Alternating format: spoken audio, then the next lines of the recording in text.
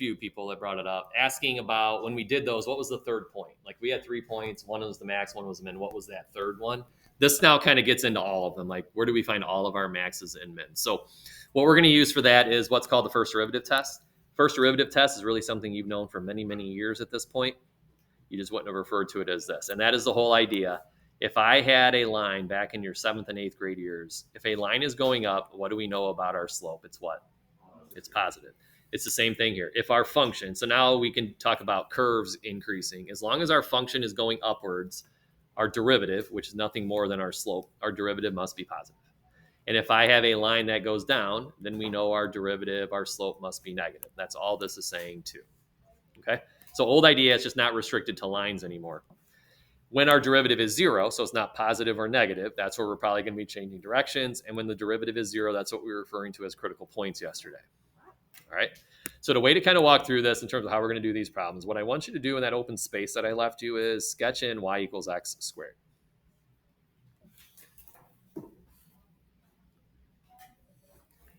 Then what I ask you to do is tell me where the critical point is. So again, the critical point you can think of a couple different ways. It's where the derivative is either undefined, and there's no reason for our derivative to be undefined here, or when the derivative is 0. So where do we have a nice horizontal tangent at here? At 0. It's also where you change directions. So we also are changing directions at 0. So our critical point is at x equals 0.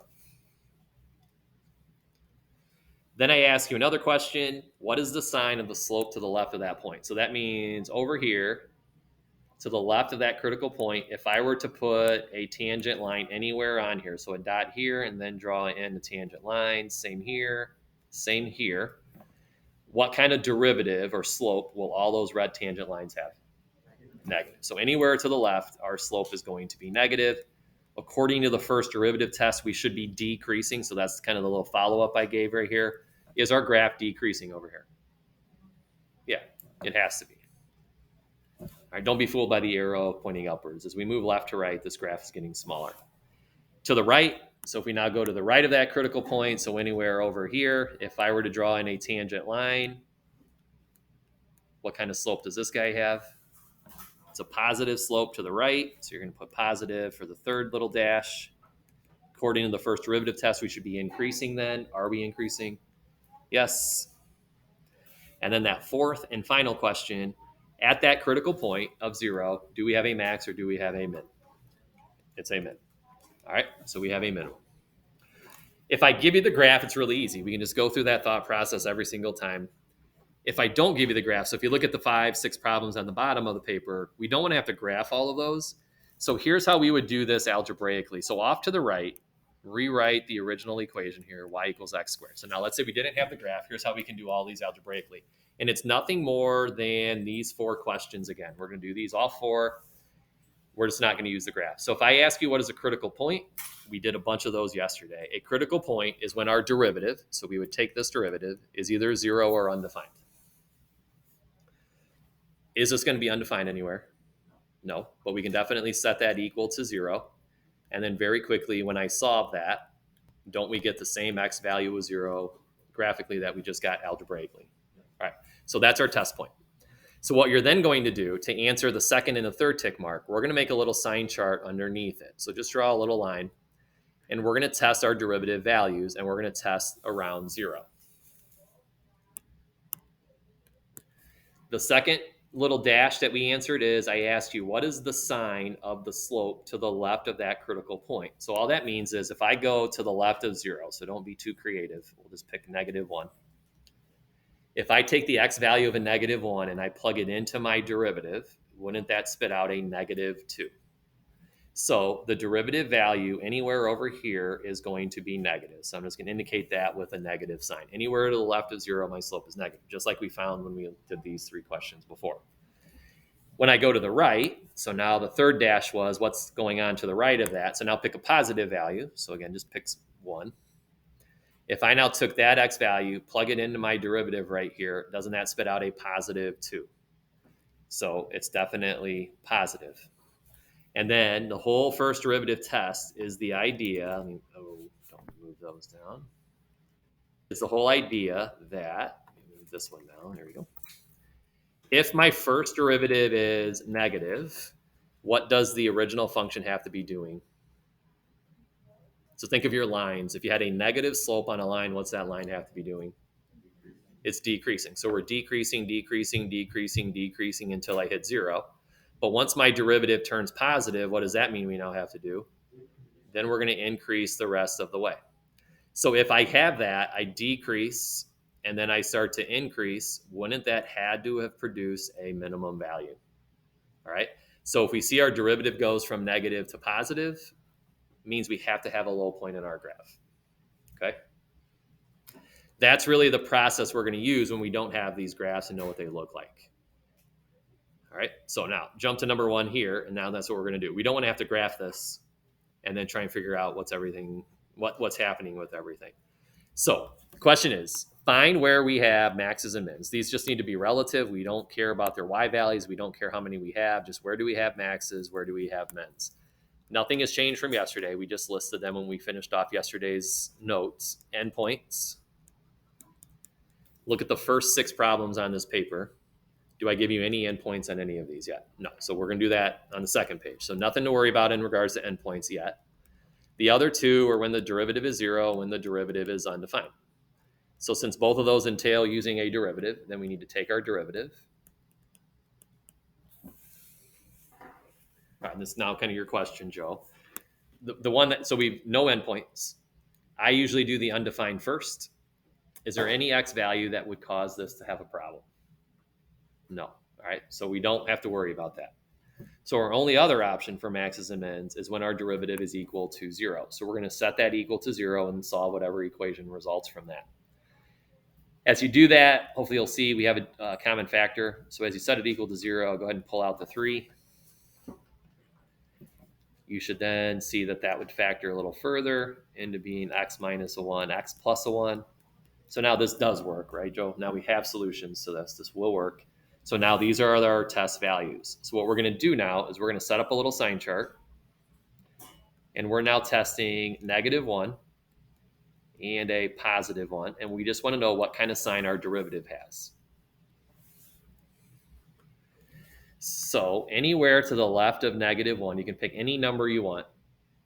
But again, don't go crazy. We'll just pick -2. Take a -2. Notice how we have 1, 2, 3 different versions of our derivative.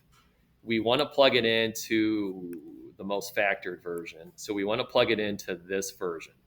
Okay, and here's why. This will make our sign really easy. If I take a -2 and plug it into this factor, wouldn't -2 minus a 1 give us a -3? But the sign is our most important thing. If I take the -2 and also plug it in for this x, wouldn't it give us a -2 plus a 1, which is another negative value? So that overall, what kind of a derivative value do we have? Positive. So we're going to show that on our sign chart right here. That tells us, let me move this down. That tells us that what is our graph doing right off the bat? Going up or down? Up. So we're going up, up, up to the -1. And then we got to see what happens after that.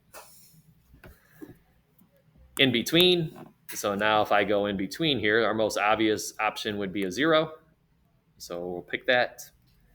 We go back to this factored version. So if I take 0 and plug it into this factor, 0 minus 1 is negative. If I plug 0 into this factor, 0 plus 1 is a positive. So overall, the derivative is negative. That now means at -1, what does our graph start to do? Decrease. So what do we have at a -1? We have a slope of 0 for sure. And in terms of maxes and mins, what do you got?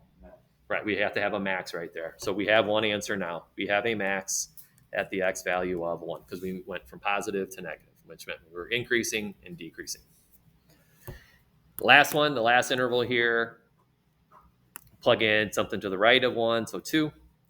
2 minus 1 positive. 2 plus 1 positive. So now overall, that interval is going to have a positive first derivative. That now means our graph is going to start to increase again afterwards. What do we have going on at a 1 now? It's a minimum. So we have a 1. This should be -1. And then we should have a min at the +1. And then we don't even know what the graph, actually our graph looks somewhat like this, right? Like if I were to graph this right now, so let me graph x cubed minus 3x. So x cubed, and then I do minus 3x. Isn't that largely what we just graphed? We went up, down, and then we went back up again. All right. And then that's why we have a max here and we have a min right here. All right. So number 2. Oops, don't want that. No endpoints again, so we don't have to worry about those right now. The other 2 options for candidates are your derivative being 0 or undefined. So take your derivative.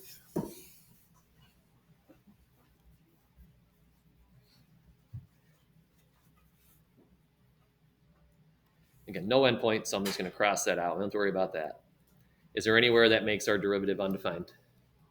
Nope, no issues here, so we don't have to worry about that. So our only other option is setting an equal to 0 and getting some values to test from that. And as we do that, we'll factor. Similar to the last one, we have 2 values to test. So you're going to set up your sign chart and test those. -4, +2.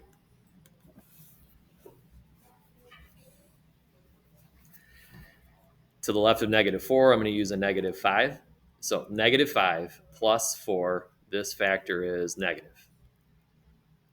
-5 minus 2 is a -7. So that factor is negative.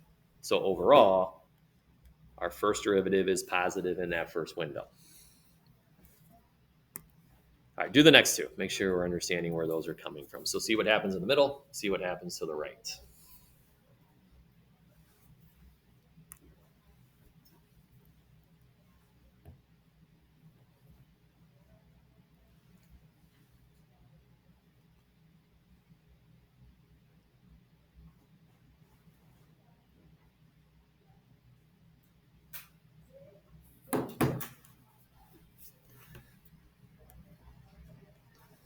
All right, what was the middle interval, positive or negative?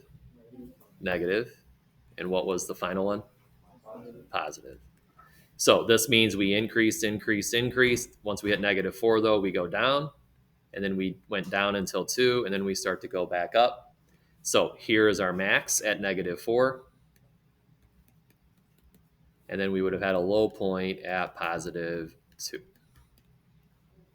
All right, got the hang of it a little bit. Okay, because the next one's then, not that they're necessarily hard, but little curveballs here. All right, 3, same exact process. We're looking for endpoints. You won't find any right now. That's where we can get maxes and mins. Once we see there are no endpoints, we know that that means we're only able to work with our derivative being 0 or undefined. So it's obviously why we do chapter 3 first, because we've got to be able to look at these and be able to take our derivative. In particular, this one, you got to see that's a product rule. So again, all these old rules that we just tested on, we need to recognize and be able to handle. So we do our product rule, 1 e to the x, and then leave your x alone, and then the derivative of e to the x is itself. Drop that -3, the derivative of e to the x is again itself. So no endpoints, we're done with that. Any x values cause problems here? No, so nothing's going to be undefined. So the last option again is setting that equal to 0. What we really want to have happen is we want to eventually get to a point where we have this nice factored version so that we can get our test points, and then it's easy to test our signs. So we want to do that same thing, even though it's a little more weird because of the ease, but we definitely want to simplify that in a nice factored version. So what people mostly recognize for sure, there's a couple different routes we could take, but do we all agree these have a common e to the x? Yeah, so that's what most people see without a whole lot of an argument. And then we're left with a 1 for the first term, an x for the second term, and a -3 for the third. And then what you would recognize then, the first and the third are actually like terms. You could combine them right away. But if you didn't, you can definitely recognize it now. So this simplified is x minus a 2. So we've created that nice factored version. I'm going to do this over here. Without question, 2 is a test point. All right, for sure, that's going to make that 0. And then we just talked about this. Even though there is a so The ones up here, if you remember zero product property, there's a number right here, but there's no variable. So that's why this isn't giving us like a 0 for a test point. This has a variable. So we definitely have an X right here. Does that give us a value to test? No. And if you're not sure, let maybe show this real quick again. Old zero product property stuff, your teacher would have had you set these equal to 0 initially the first day or two. And that's why when you solve this one, you get a 2. And then after a while, you realize that's super easy and it's kind of a waste of time. But this one, maybe a little more thought. We just talked about it. Does the exponential graph ever hit the x-axis and give you a 0? No. And if you try to take the natural log of both sides, that presents the whole little natural log of 0. So that does not produce another test point. Our only test point is this 2. What you do want to recognize, so go to the 2 here, and just for argument's sake, because this will happen, it doesn't happen in this one. Let's say we had to plug in a -1. We all agree that's to the left of 2. All right, the reason that I want to show this is when I plug in a -1 into this factor, that's pretty obviously a -3. So you're going to make that negative. When you do e to a -1, you're not going to really know what that is necessarily. You're not going to have a calculator in your hand. So what we want to understand is if we understand what e to the x looks like, so here's what e to the x looks like. What is the only type of value that e to the x will ever spit out? Yeah, it's always positive. So this factor, even though it has a variable right here, can do nothing but spit out positive numbers, even if I plug in negatives here. So overall, this interval is negative. If we then plug in a 3 minus 2 is positive. E cubed has to be positive. So overall, this is positive. Now we only get one of them. We have a minimum at x equals 2. And then that's it. There is no max.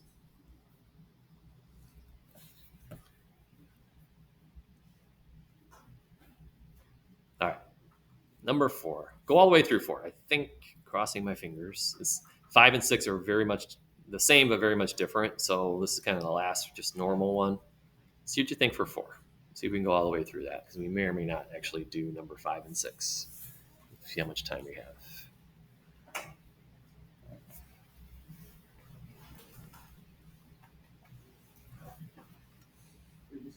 Yeah. There isn't one. Yeah, and if you think back to yesterday, the reason we don't have to have one is that while this is a continuous function, it's not defined on a closed interval, and that's when we're guaranteed to get one if it satisfies both of these, but it doesn't. Okay, so we only have the one. All right.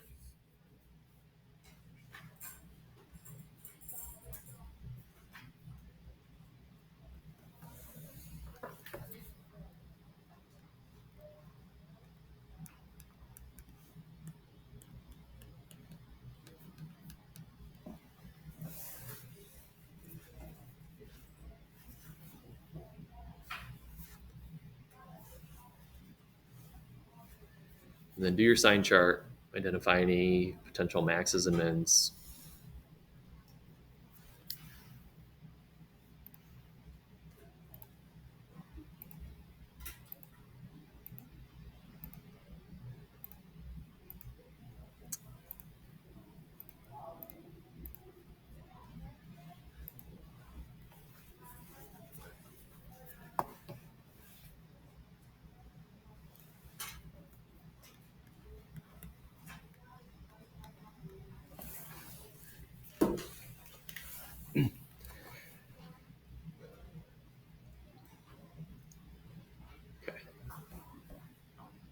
Go. A few more seconds here. A lot of us look to be wrapping up.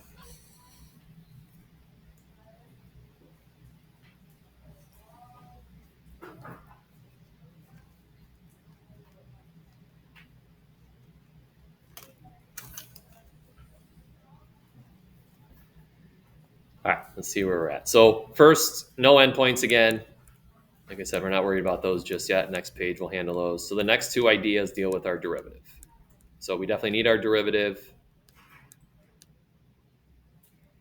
I would rewrite this real quick. This is 2x to the -1. Just do your power rule. So -2x to the -2. Simplify that. So are there any places that make our derivative undefined? Yeah. So that is a test point. What x value was it? Yeah. So 0 is definitely a point we're concerned about because it makes our derivative undefined. right? So we've done this, taken care of this. We have it set equal to 0, so we would again try to solve this. So you're going to multiply the x squared over. You would end up with 0 equals a -2. The fact that that's not true means that this doesn't give us any more values to worry about. So we're done with all three options, and the only test point we ended up with was that 0. When you get fractions, which is not uncommon, a lot of times you just want to interpret the numerator over your denominator. So when I look at this, what sort of sign would my numerator always have? The numerator is always what? Negative, because of the -2. It's always a -2. What's your denominator always going to be? Positive. So overall, what signs do we get? Yeah, aren't they negative everywhere? So I do that one too for a variety of reasons. But one is to make sure it's easy to start thinking it's always positive, negative, positive, and they just always alternate. That is not always the case. So you can see here that did not happen. That also means now when we go to identify maxes and mins that we've been doing, what are we going to say about where we have maxes and mins? What's that?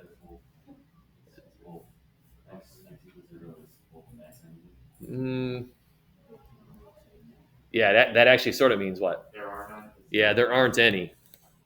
Because what's our graph always doing here? You're always decreasing. So on the calculator, if we show what this looks like, it's the same as 1 over x. Notice how this graph is always going down, down, down, down, down. And then we have this asymptote down, down, down, down, down. Is there any high or low points on this graph? No. All right. So that's what this is saying. There is no max and there is no min. And we don't always just change from positive to negative. Okay. You know what? We're going to do the next one. I lied. Sorry to get your hopes up. Okay. We go with all those. All right. Then go to this one, and then we'll do 5. And then for sure, I'll wait on 6. 6 will be a good one to review tomorrow. So same process. Look for any endpoints. You don't have them. The next 2 are your first derivative.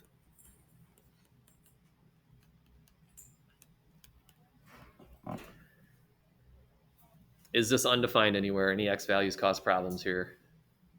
Nope. So we're good that way. So the only option that we're going to get test points from is by setting that equal and solving it. Do that.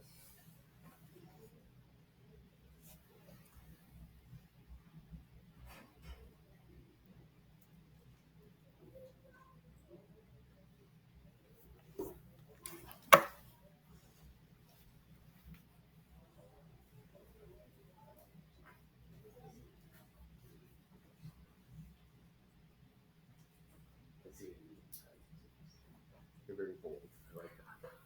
I like your boldness, Nadia. Okay, don't go too far in case you're using pen, Nadia.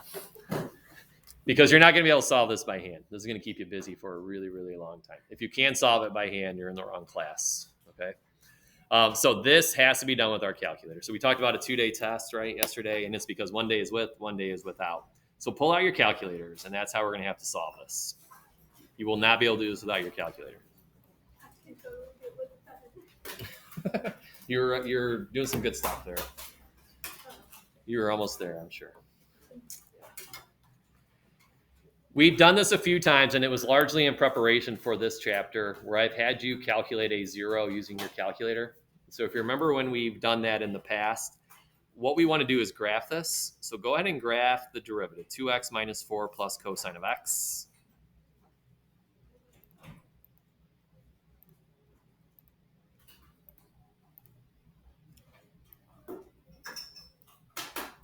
Wait, 2x minus 4 plus cosine. Then what you're trying to find when we graph this and we look at this equation, aren't we trying to find our 0? So when you solve quadratics, they're zeros, they're roots, they're your solutions, x-intercepts. So zeros are nothing more than your x-intercepts. So you remember how we would find the 0 right here? This is what we need. Where does this graph cross the x-axis at? You're not going to look at it and be like, looks like it's about 2.5-ish, and you're going to write 2.5 down. So we need to use our calculator to figure that out. So we did that underneath the calc up here, so above the trace key. So since that's the blue second function, hit second calc. And then you see option number 2 is the 0 option. So that's what we have to use.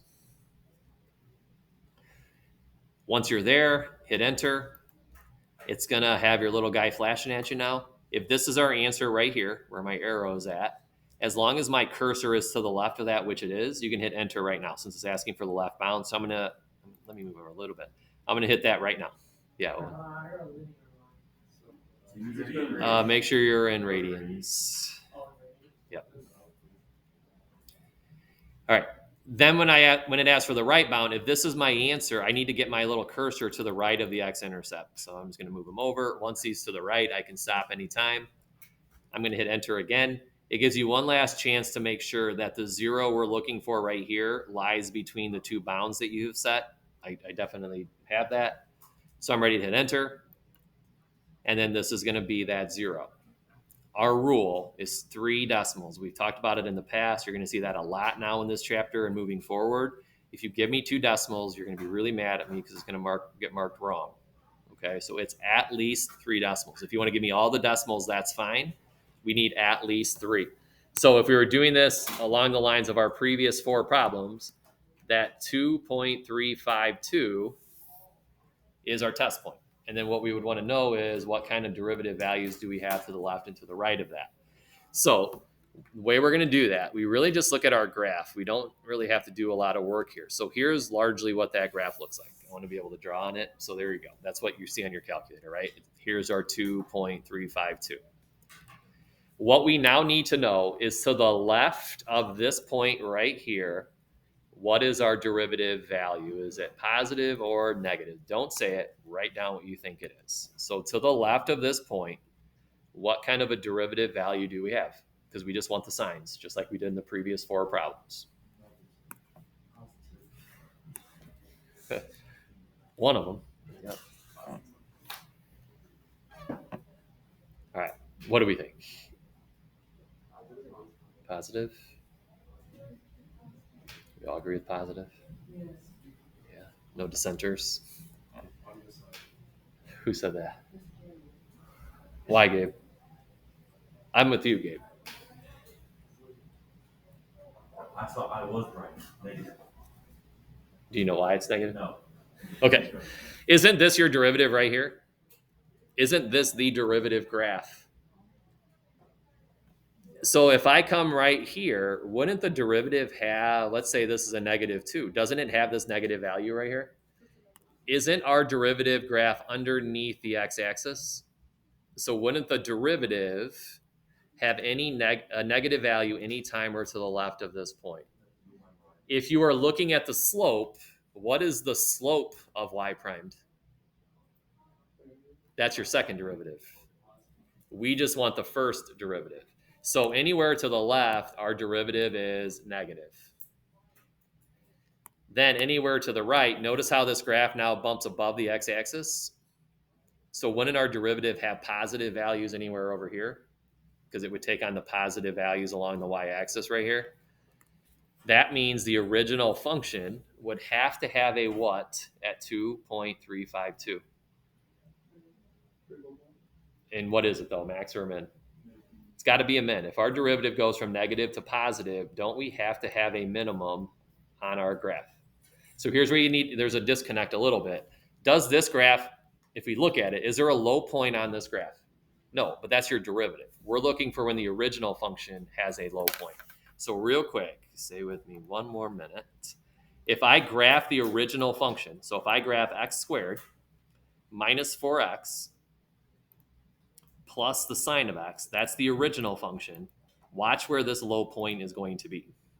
See how the low point is right here? Doesn't that match up perfectly with the 2.3520 that we just found? All right. So you have to be careful is what graph are you looking at? What are you answering about? All right. And the first day of this, sometimes your heads get spinning pretty quickly. Eventually you'll get it, but that's why we end up with a minimum at that point. Okay. Yeah. Can you explain how you do the 0 again? How you use it to find 0? Yeah. Let me just show you because we're almost out of time. Bring that tomorrow. Let me stop recording this and then I'll come right over. And then we'll finish this. That's probably all we'll do tomorrow is just finish this up.